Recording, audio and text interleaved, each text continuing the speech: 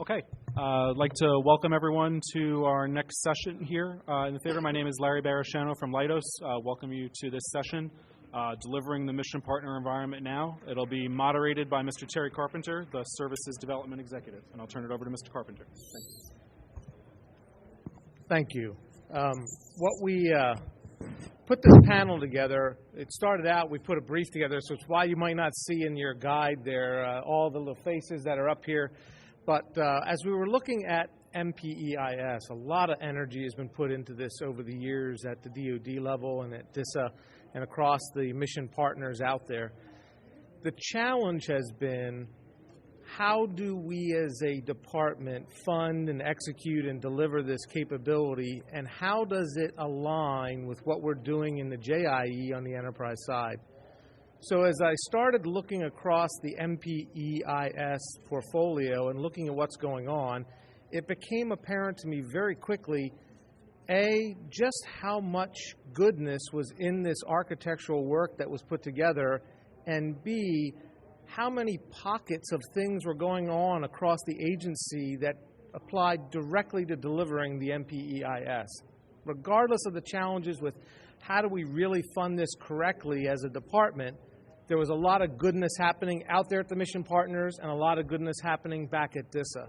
So the panel I've assembled today really is an attempt to try to help showcase some of those things that I think we're doing that apply directly to the end result of what we're trying to deliver with MPEIS, and also helped us to learn how will we align this going forward to the full-blown JIE, and what will the future really look like as MPEIS is delivered. So with that, I'll let each panelist introduce themselves, and then each one has some slides, and we'll go through and kind of just give you a little overview of what they're doing. I'll ask a couple questions and turn it over to you to ask you whatever you have as follow-up. So, Bill, you want to start off? Hi. I'm Bill Winkler, Senior Technical Advisor to the DISA Director. I am not Terry Carpenter, by the way. Okay. Heidi Cotter. I'm the MNIS, Multinational Information Sharing Division Chief. Lenart Clark, IE52, DeckTech Chief Engineer. Brian Herman. I'm the UC Portfolio Manager and in charge of the Enterprise Services Development Division. All right. We'll start with Heidi, who has probably the most direct tie to the MPE with some of her work as the MNIS Program Manager. Thank you. So good afternoon. Good afternoon. So today what I'll do is I'll go over the programs that are under my MNIS division and go into little details on the latest edition, which is the Virtual Data Center MPEIS solution. So currently under my portfolio, I have 6 programs under my division. Virtual Data Center is one of the latest programs that was added to my division, which is the Tech Refresh solution for Centrix.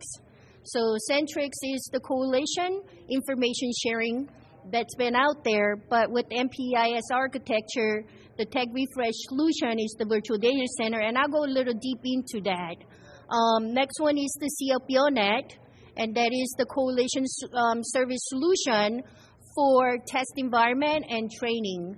And CMT is the transport solution for coalition services, which replaces the SIPR. So before CMT, what we did for coalitions is that we would tunnel many tunnels to provide that coalition services. With CMT, we no longer have to do that.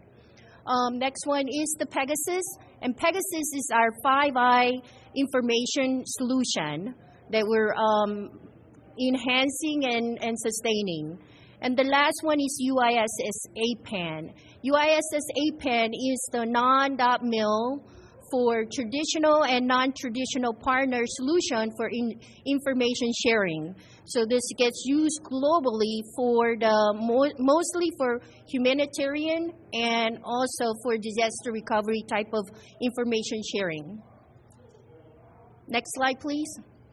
So there is an architecture that's out there for, excuse me, I'm going to just move that over a little bit.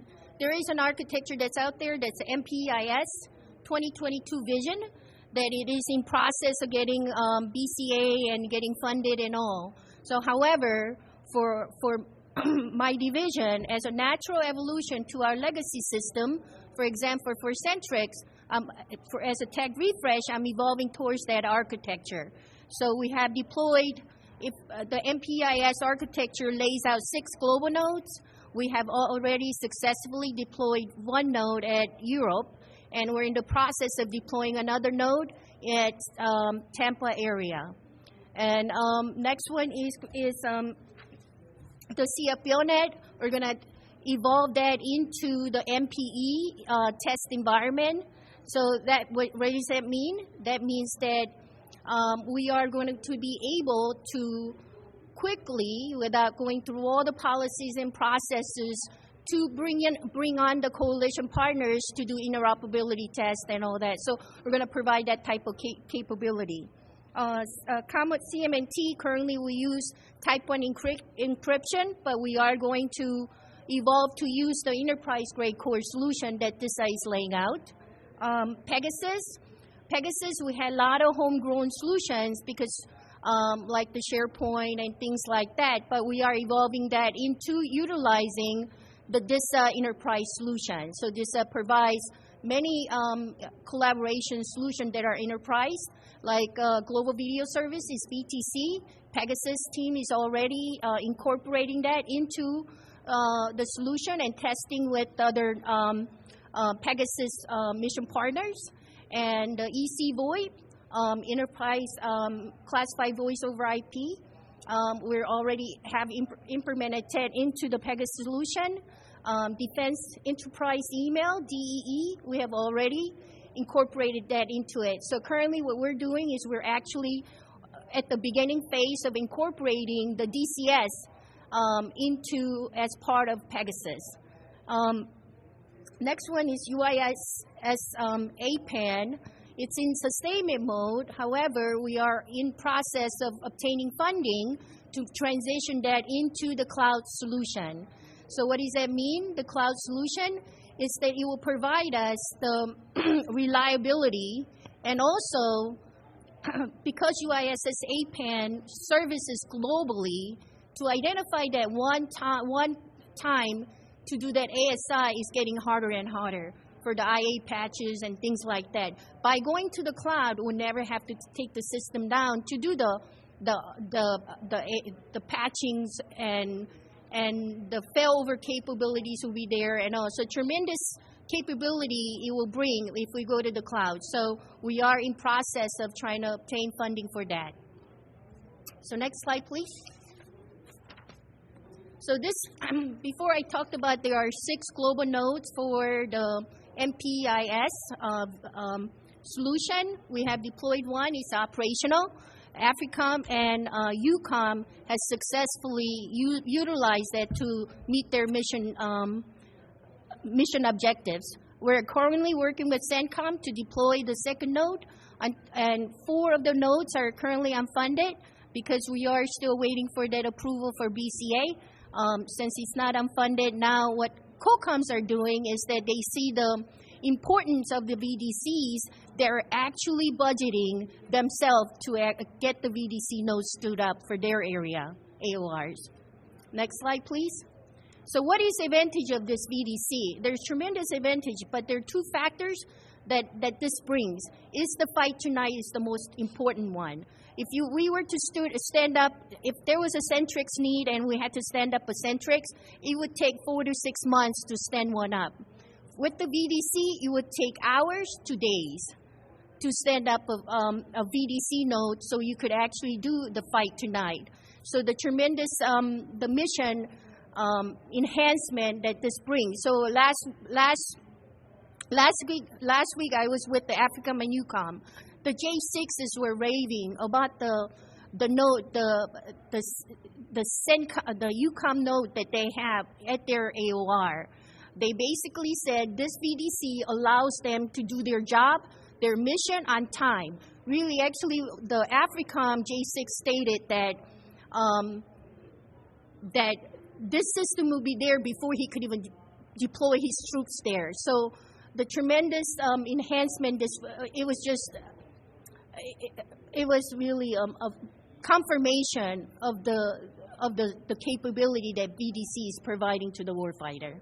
So second one is really saving the cost, right? The life cycle cost. If you look at Centrix, you have how many racks of Centrixes there are out there. You could actually collapse that into a virtual environment. So physical to a virtual cost savings for the hardware. Not only that, really is the maintenance costs and all other things. The life size costs will be reduced as well. So those are two tremendous benefits of the virtual data center that it brings.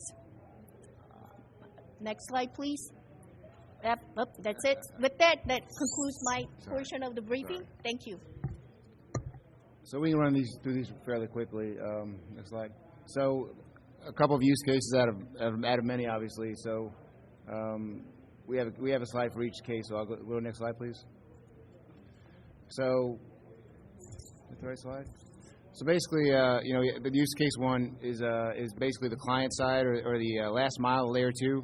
From an enterprise perspective, we're kind of already there.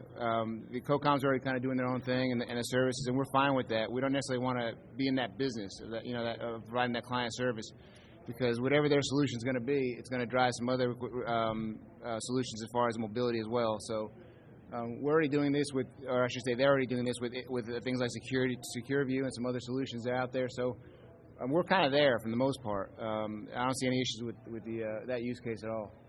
Next slide, please. Next. That's it. There should be 3 slides. I'm sorry. You got it. Okay. So use case 2, kind of dovetail on what was discussed about the VDC piece and the coalition, the enduring or the persistent coalition stacks. So what we just did recently, I shouldn't say we, but JCSC went out there with a tactical node TPN, if you want, focus on JIE. And they basically extended those services or provided a forward continent staging for the VDCs. From what I heard, the feedback was phenomenal, no issues, worked flawlessly, and that'll evolve too. Now this is all testing. There's no formal arrangement that JCSC or something that's going to be in that business, but we know we can do it. So where do we go from here? Is that a persistent mission for JCSC to be determined? So again, we're there. We can do that now.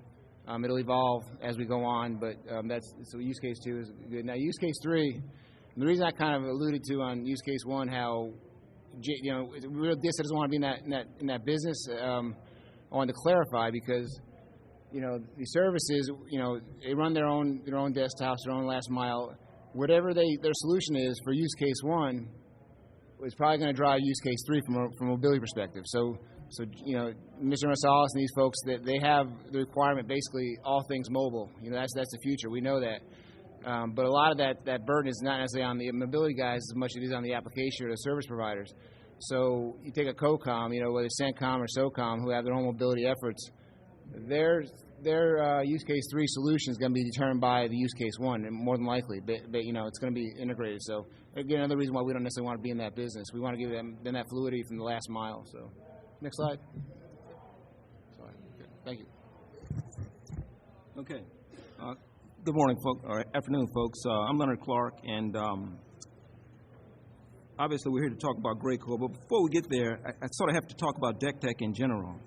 DeckTech started out as an ability for us to use a mobile transport infrastructure to enable users, VIP users, and high government officials access to SIPRNet. Now, ideally, the requirement was for us to provide service to about 500 customers. So we thought that was a big thing at one point in time, just 500 customers. At the same time, our companion program, DMCC, had stood up an operation to support initially 5,000 customers. So obviously, we figured that our program would be a step towards getting to just alternate service and supporting the DMCC capability. Well, some of those things have changed. The operational community has taken a look at our capability and have made some interesting decisions about maintaining DeckTech, which we did, and then expanding it using other resources which are changing year over year to provide that type of service. So what we've done is we've taken DeckTech, which is a transport infrastructure, and leveraged it to implement a CSfC capability, which is simply removing the Type 1 encryptor from the kit, per se, and implementing a certificate management process so that we use certificates to allow access using, if you're talking about the VPN construct, 2 VPN tunnels that are authenticated using the certificate management. Now, obviously there's an infrastructure associated with that, which is probably idealized best with the cloud and the very center. Now, the issue, though, is scale. How do we take that and scale it up in a way that provides flexibility and access globally? So that's been one of the key challenges that we're up against. And again, we're using the same transport infrastructure, and it's by merely duplicating that transport infrastructure across the globe in various locations using our IAP NFE infrastructure as entry points to gain access to that infrastructure to provide the service that they need, unimpeded service using our upgraded transport infrastructure. On the front end of this infrastructure, from a standpoint of scaling, they've moved away from 100G, 1G service into 4G, 10G service at this point. And they're able to provide the capacity that's necessary or throughput to accommodate larger users of this capacity. We're scaling up this capability right now to support tens of thousands of users versus hundreds of users, which is a benefit to the entire community and one that they're seeking, that there's been a lot of interest in. The costs associated with doing this are minimal. They're very minimal. The throughput capability is actually enhanced by the fact that you're trading certificates versus using Type 1 encryptors, which have a lot of overhead. So ideally, the approach benefits both the infrastructure that we're implementing and the user's capability to use this capability just about anywhere in the world. That doesn't change. On the kit side that Chief Winkler talked about earlier, we're letting that process from a commercial standpoint evolve, and we're designing a capability that is intended to be adjustable to any type of kit that someone wants to put in place or any type of device that someone wants to put in place, and provide that same level of service that we would when we that we did when we started out using kits that had much tighter constraints with Type 1 encryptors. Obviously, the package which is inherent in terms of the client-side capability that they're going to put in place, if it's a DAR package, they have the ability to, at some point, if they choose to, cut the device off and put it aside. Whereas with Type 1 encryptors, you can do that, but you have to maintain that SIC key separate and apart from the device itself. So that's one of the issues that the DAR package overcomes for the user of this technology as we move forward. So that said, our plan at this point is to implement a VPN solution, and then at the same time couple that with a multi-access package solution, which will enable customers to obtain the access to the kits and the resources at their will. Any questions? Comments? I want to comment on that. Yeah. So this is a big deal. We're talking, coalition here, but the reality is, this is much bigger than coalition. So as of, I think it was Tuesday, you guys are approved. It's a done deal, right? Close. We're okay, close. Okay. So, we're close. So my understanding was this was approved to go, and it's a big push by the boss. But the reality is, the key here is the certificate architecture. Once they stand up their certificate architecture, it enables basically for lack of a better term, enterprise grade or global grade. They don't like to say enterprise grade. But that reality means I can take my device anywhere in the world and plug into anybody's gray network as long as they're part of our CA architecture, and I can traverse their gray. So mobility, coalition, there's multiple things are going to ride on this gray network. So this is a really big deal. So that's all I have to say. Next slide, please. So one of our challenges is that we are using different tools to support our cross-domain solutions and work with our coalition and allied partners today than we use when we're trying to do joint collaboration within the department. And the net result of what we have in place is that we are always having to do one-off solutions to connect these separate networks to the existing enterprise services, get approval to make those connections, and notify our users what the impact is in terms of the security classifications on those enterprise services. In terms of the telephony infrastructure, it's just too many devices, too many things that don't work together.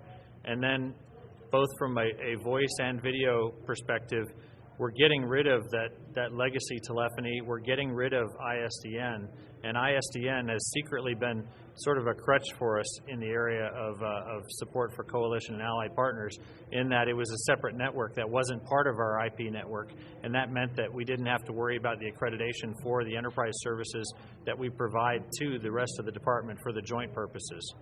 So we need to be able to collapse all of that infrastructure and leverage the same tools when we're fighting with our mission partners that we would use if we were fighting alone, which frankly doesn't happen that often. Next slide. So here's a world we cannot live with, but it is kind of where we are today, is where we have all these separate security domains and we have one-off cross-domain solutions that connect them between those domains. And it's too expensive. It takes too long, as Heidi pointed out, how long it takes to stand up solutions just for particular sets of mission partners that we need to work with. And so our entire goal here is to use some cross-domain solutions, but fundamentally we have to have something in the middle to allow that connectivity to be less confusing than what we have today. So if you look at the next slide, what we have here are some pairs of cross-domain voice and video solutions that can connect the different security domains back to, in this case, what we're connecting them to are the call managers that are part of the Enterprise Classified Voice over IP program. And then we connect that back to the enterprise services themselves, eVoIP to GVS, to provide the same services. And so this is a much simpler architecture. It's not, frankly, where we want to be. Where we want to be in a few years is, instead of having all those cross-domain pairs, we want to have a multi-tool kit that allows many in and many out, so that we can bring all those things together. That work is ongoing, but it will take several years. So this is a solution that's better than the previous slide, and it's one that we're working towards right now. We have a number of challenges. They're not all just technical challenges. Some of the things that we have to work out is, like everything associated with mission partner, how do you pay for this stuff? And the solutions that we have for voice and video are natural because we have standards that allows us to come up with these cross-domain capabilities. Chat is the same way. We have some cross-domain chat solutions that we can leverage as well. Some other areas like web conferencing that we do today with DCS is a little bit less clear, because a cross-domain solution doesn't exist for what is essentially a proprietary market for those capabilities. So one of the solutions that we have for right now that Heidi also alluded to is that we are looking at how we can containerize DCS, which has DCS, by the way, is based on open source web conferencing.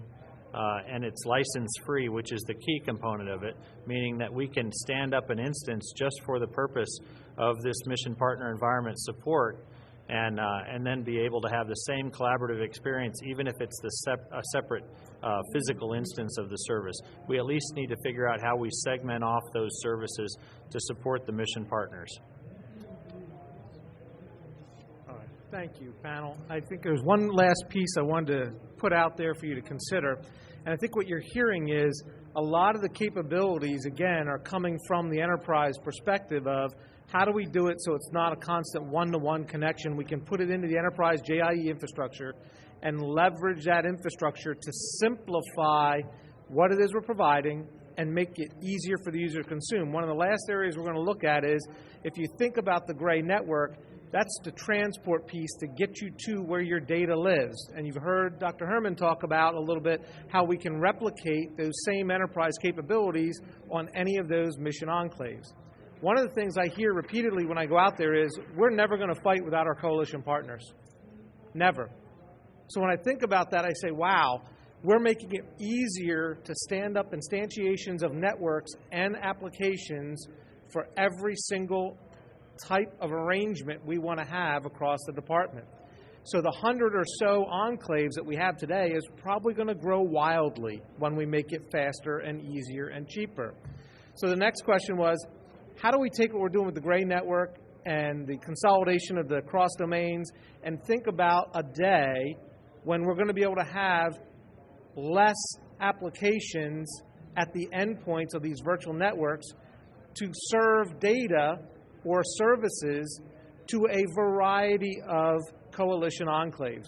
So for example, could I have a UC service that works and provides UC to 50 enclaves, maybe 20 enclaves? And the way we're thinking about that is with data encryption at the object level. So what does that mean? Again, it's not just the network, it's not a host, it's not the application, it actually gets down to the data. Can we apply some of these techniques to encrypt the data in a way that the people who need it can get to it? Good example, here's a simple network outage report any good IT person is familiar with. You think about, there are different roles of users that want to see that data. Let's assume, not in this case, but let's assume some of that data is classified. We can now tag each piece of data with a different level of classification and use the same key structure to then try to figure out who should have access to that data. So if I'm in the confidential role key, suddenly those blue masks disappear and I can read that data, but I can't read any of the other data that I'm not authorized. And the same way as you think about the different keys. Okay? So in the end, we think about, again, a user that may be out at a command who may have 4 keys. A user on a ship may have 2. Somebody on a mobile device may have none, and so on. This is where we can get to this concept of one flat network. Now, we have a complex network.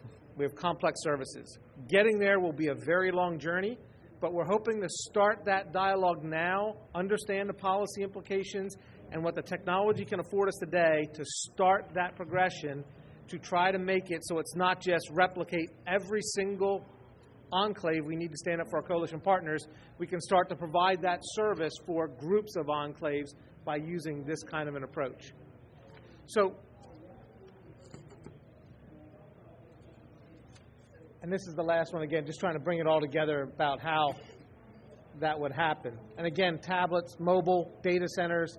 So you get an idea here, this last slide, of everything you've heard for the last half hour are the different piece parts that we're doing today at DISA to try to help align the MPEIS, deliver it now, and align it to what we're doing on the enterprise, because there is a lot of value to be had on the enterprise where we can get cost efficiencies by following some of these same approaches.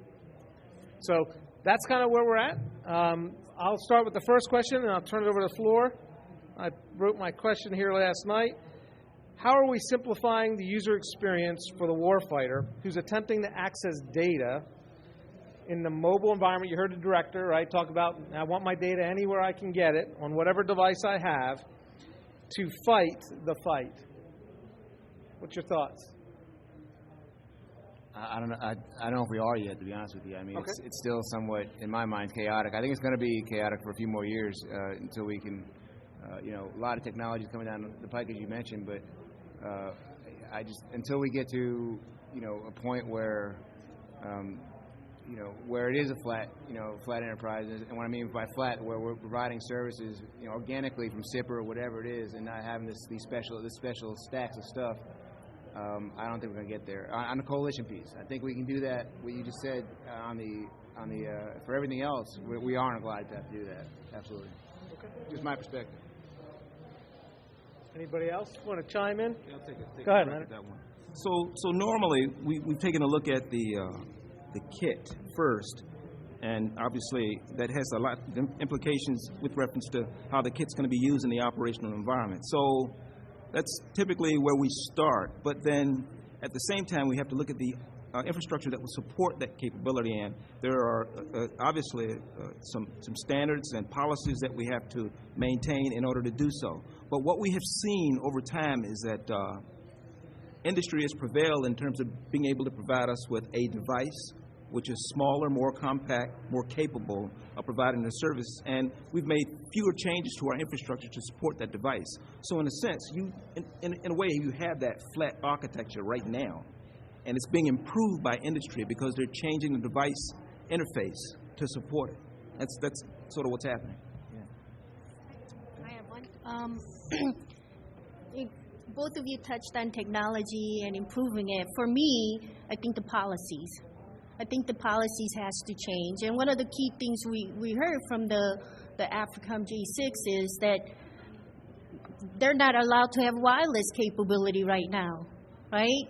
So we have a technology that could be available to the warfighters, but because of the policies and regulations, it's not available to them. So I think we really need to look at the policies and see how we could change with the technology. And that's a great point, Heidi. I think, what do you see? Are you seeing the technological advances that we're building in today as changing the risk profile of some of those earlier decisions?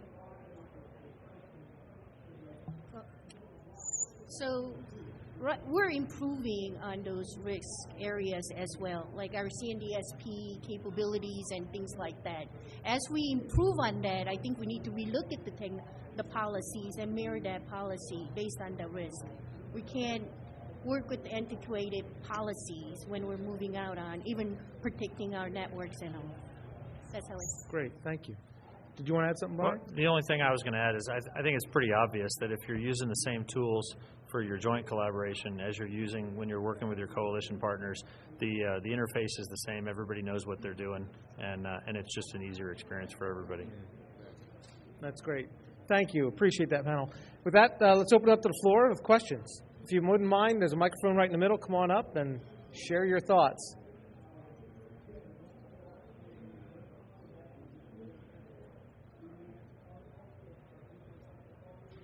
Thank you very much. Great presentation. Thank you, panel. Appreciate all the information. I have a question regarding the certificate authorities in your cloud.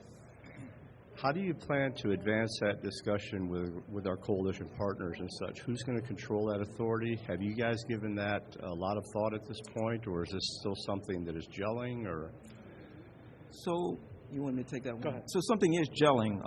We've had conversations with NSA about obviously limiting the number of control points for certificate authority. That's one thing that they've said that they want to do because they want to make sure that they have a smaller security footprint to negotiate with. So again, we are having those discussions. Have they come to a resolution on what that number might be or how that might be implemented? No. Yeah. So if I might follow that up, it's not just NSA's call, though, right? You have coalition partners out there that are going to have to agree to maybe a global certificate authority that I don't know how that would be structured.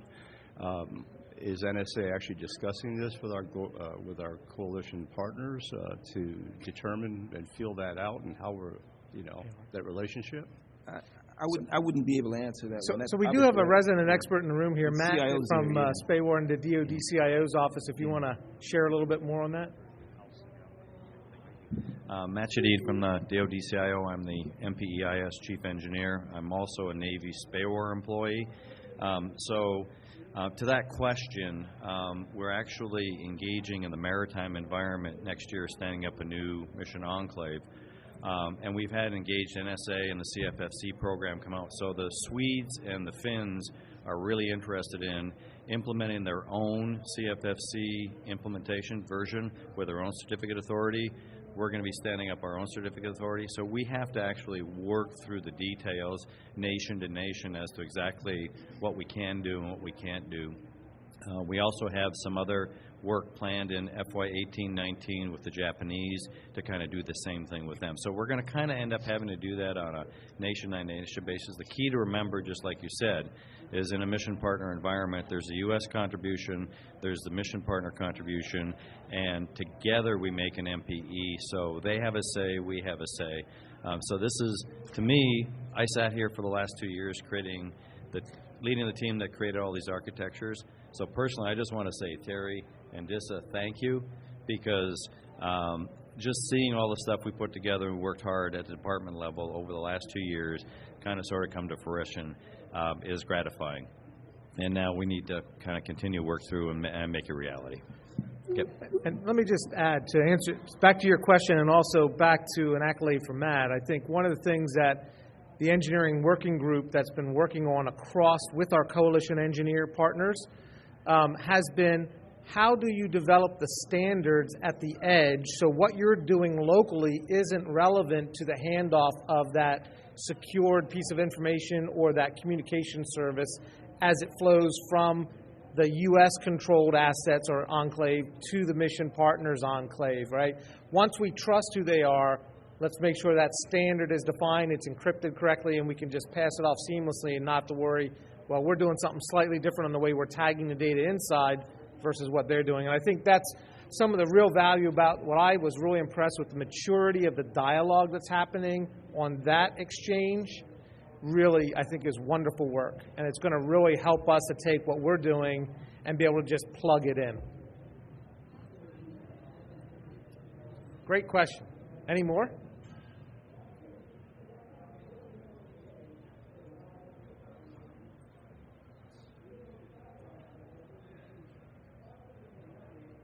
My name's Joshua Siegel from Joint Communications Support Element, JCSC. One of the questions I have is, how have you guys addressed multi-tenancy with the NSA? Are they actually on board with actually allowing multi-tenancy? I remember about 2 years ago, they were saying that wasn't even an option yet, and they were working towards that. I think that's probably more a question for Mr. Clark. So, yeah, that is something that has been under discussion, and I'm not sure whether it's a design complication or it's a policy issue in terms of being able to provide that type of service. We are looking at providing service within the, direct access to say, a COCOM's infrastructure, so that their landing zone is their red network, okay, through our gray. So obviously, as a part of this multi-access capability package that NSA has just implemented, they're moving in that direction to allow access to a variety of sources using a common infrastructure. Okay. So I can comment on that real quick. So the multi-tenancy issue really comes down to the AO, who owns what. That's why what they're building out from an enterprise, or again, I can't say enterprise, but from a global gray perspective, is that top layer. The COCOMs or the services still own their piece of the gray, but with DISA being that authoritative CA, and they have their sub-CAs or sub-CRLs, you get away from that multi-tenancy issue. At least that's my understanding of it. So at this point, it's not an issue that I know of. Yeah, and the only thing I'll add is I think as I step back and try to look at this holistically, I think there are places where we're delivering MPEIS technology where that will be less of an issue. And there are going to be places where we're pushing the envelope a little bit, like this concept of one flat network. Can we collapse the number of application servers talking to a group of mission partner enclaves? That's going to push that policy question a little bit harder. And I think in those areas, getting the one flat network, why I say it's such a long journey, is because of the policy, right? So we'll start simple, pick some groupings that are natural synergies and do comply with the policies today, start there and then grow into the further policy. Because again, as we do more object level encryption, the question I would ask is, if I'm encrypting a piece of data, a file, 4, 5, 6 times, once we know the technology can handle that out at the edge for the unencryption piece, how much risk is there for that piece of data versus what we're doing today where we just give you an open file and it's really the tunnels that are encrypted? So as we change that paradigm, how does the risk profile change? And I think that'll be helpful in the dialogue. Any more questions? Okay. Well, thank you for your time. Appreciate your attendance here, and I hope you enjoyed the rest of the show.